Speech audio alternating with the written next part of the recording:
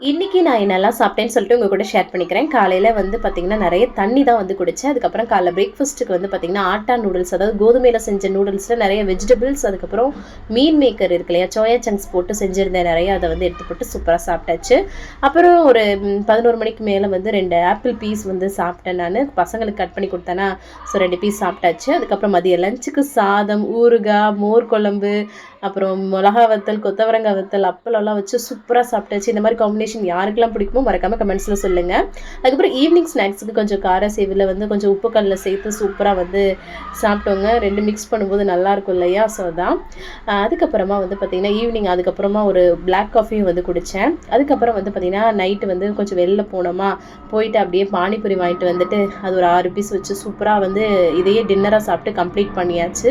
So இன்னைக்கு டே இந்த மாரி தாங்க போச்சு. கடைசியா தண்ணி குடிச்சு கம்ப்ளீட் பண்ணேன். தேங்க்ஸ் ஃபார் வாட்சிங். லாங் வீடியோ பாருங்க. பாய்.